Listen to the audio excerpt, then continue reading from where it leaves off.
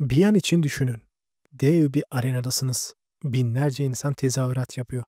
Ortada bir gladyatör var. Diğer tarafta ise bir aslan. Nefesler tutulmuş. Herkes tek bir şeye odaklanmış. Gösteri. Peki bu sırada ne oluyor? Politikacılar halkın geleceğini etkileyecek kararlar alıyor. Ama kimse farkında değil. Çünkü herkesin gözü arenada. Bugün size iki kelimeyle özetlenen binlerce yıllık bir stratejiyi anlatacağım. Panem et circenses, yani ekmek ve gösteri. Roma İmparatorluğundan günümüz sosyal medya düzenine kadar uzanan halkı oyalamanın, sorgulamasını engellemenin, gerçek sorunlardan uzak tutmanın incelikli sanatını. Bu strateji nasıl çalıştı, hangi tarihi olaylarda kullanıldı ve bugün hangi modern kılıklara büründü? Gelin birlikte tarih boyunca bu illüzyonun izini sürelim. Öncelikle bu deyimin ortaya çıktığı döneme giderek çıkış noktasını anlayalım.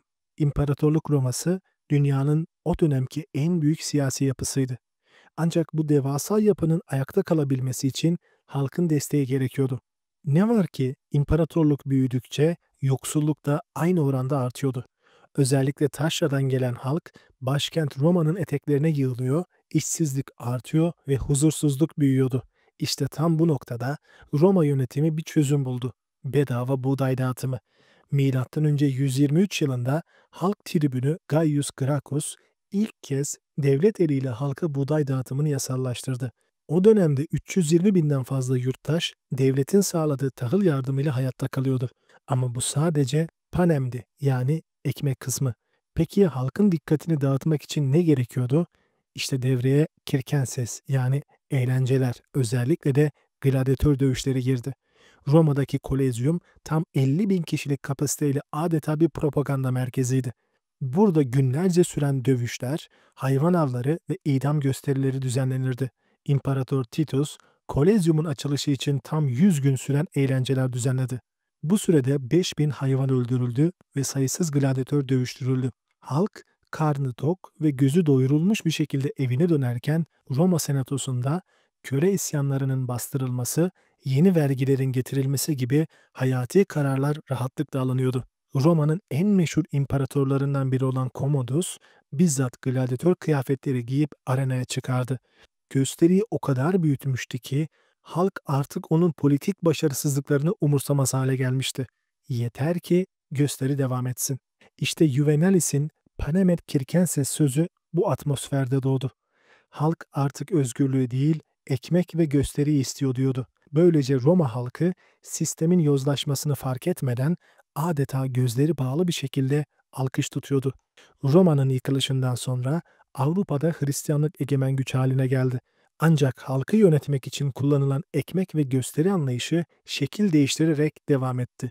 Bu kez gösterilerin merkezinde din vardı. Orta Çağ'da halk büyük dini ayinlerle, azizlerin kemiklerini sergileyen haç törenleriyle ve şövalyelerin düzenlediği turnuvalarla meşgul edildi. Bu dönemde krallar halkın desteğini ve sadakatini kazanmak için büyük şölenler düzenliyorlardı. Örneğin 13. yüzyılda İngiltere Kralı 3. Henry taç giyme töreninde binlerce kişiye ücretsiz yiyecek dağıttı. Bu tarz şölenlerde halk hem karnını doyuruyor hem de kralın ihtişamına hayran bırakılıyordu. Aynı dönemde köylüler ağır vergiler altında eziliyor, toprak köleliği sistemine mahkum ediliyordu. Ancak bu gerçekler gösterilerin büyüsüyle gölgeleniyordu.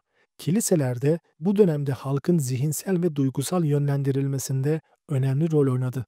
Kutsal emanetlerin sergilenmesi, azizlerin kemikleriyle yapılan mucize gösterileri, tiyatral anlamda yapılan Paskalya oyunları gibi etkinlikler halkın manevi ilgisini canlı tutuyor ve dünyevi sorunlardan uzaklaştırıyordu.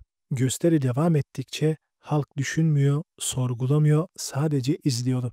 18. yüzyıl Fransa'sı tarih kitaplarında görkemli saraylar ve ihtişamlı aristokrasiyle anlatılır. Ama bu yalnızca yukarı sınıfın dünyasıydı. Alt sınıflar sefalet içinde yaşıyor, bir parça ekmek için kuyruğa giriyor, çoğu zaman aç yatıyordu. Fransız köylüsünün yıllık geliriyle aldığı ekmek miktarı her yıl azalırken, Versailles Sarayı'nda gece gündüz süren balolar, gösterişli kıyafetler ve opera temsilleri düzenleniyordu.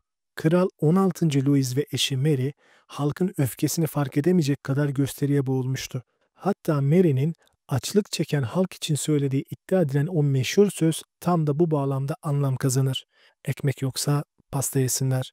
Sarayın göz kamaştıran salonlarında düzenlenen maskeli balolar adeta birer modern kirkensesi. Halkın sefaletini görünmez kılmak için sahne sanatları, büyük festivaller, görsel şovlar sahneye konuyordu. Ancak bu gösterinin bir bedeli vardı. 1789'da Bastille hapishanesinin basılmasıyla başlayan Fransız devrimi, yüzyıllardır süren bu oyalama düzenine karşı bir patlamaydı. Halk artık gösteri değil, adalet istiyordu. Ancak ne gariptir ki devrimden sonra kurulan yeni yönetimler bile bu gösteri kültürünü tamamen terk etmedi. Çünkü halkı yönetmenin en kolay yolu buydu. Biraz ekmek, biraz eğlence. 20. yüzyıl iletişim teknolojilerinin altın çağıydı. Radyo, sinema ve televizyon kitlelerin düşünce dünyasına doğrudan etki edebilecek araçlara dönüştü.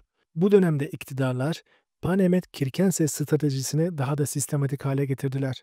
Nazi Almanyası'nda Lenin'in çektiği propaganda filmleri Hitler'i bir halk kahramanı olarak gösteriyor, Almanya'nın sorunları yerine milli gurur ve ırksal üstünlük vurgulanıyordu.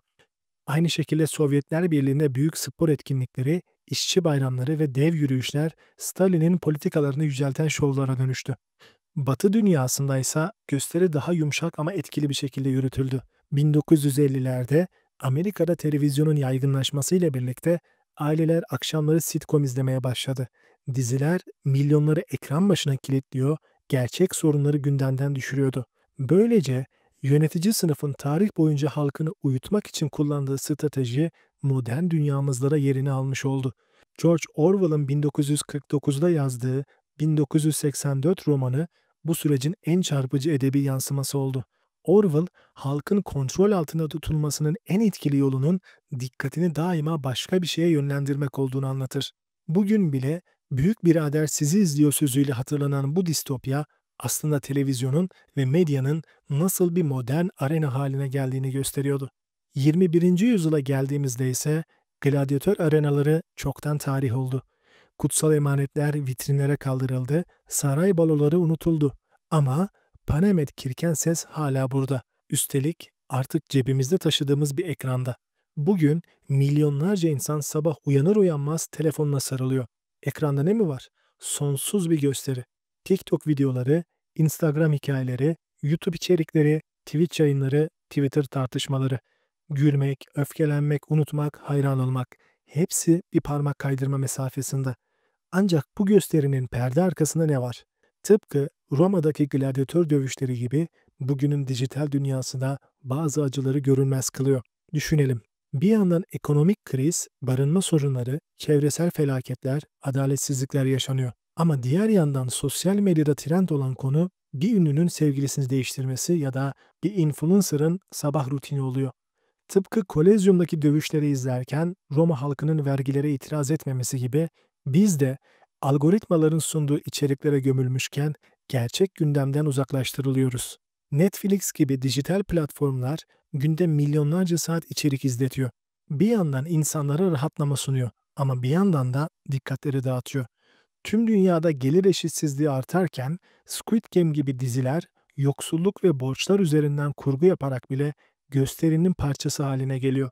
Bu dizilerin milyonlarca kişi tarafından izlenmesi gerçek sorunları çözmüyor. Aksine onları tüketilebilir bir içerik haline getiriyor. Sosyal medyada da benzer bir gösteri var. Bugünün kirken sesi, viral dans videoları, tartışma içerikleri ve influencerların lüks hayatlarını sergilediği paylaşımlar. Ve elbette günümüzün pandemi de var. Takip edilmek, beğeni almak, onay görmek. Yani artık fiziksel ekmek değil, dijital doyum arıyoruz. Bize değer verildiğini hissetmek, var olmanın dijital biçimi.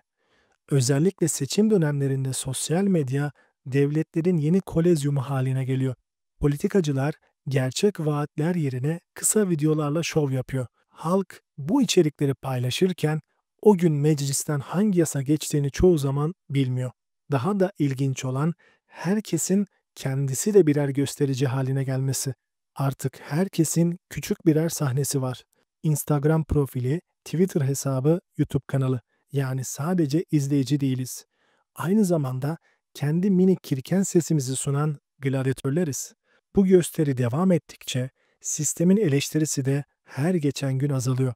Panem et circenses, tarihin derinliklerinden bugüne kadar uzanan bir strateji. Ama bu strateji sadece geçmişin değil, günümüzün de bir parçası. Her geçen gün daha fazla bilgiye ulaşsak da gözlerimizdeki perdeyi aralayabiliyor muyuz? Sosyal medya, televizyon, dijital dünyamız, her şey bizi gösteriye davet ediyor. Bugün kendimizi özgür sanıyoruz ama belki de sadece dikkatimiz ustaca dağıtılıyor. Gerçek sorunlar duruyor. Bizse dans eden kedilere, lüks tatillere, viral içeriklere bakıyoruz. Bu nedenle bugün sadece bir günlüğüne gösteriden çıkmayı deneyin. Haberleri derinlemesine araştırın. Bir kitabın içine dalın ya da sadece sessizce düşünün. Belki o zaman gösterinin dışındaki gerçekleri fark edebiliriz.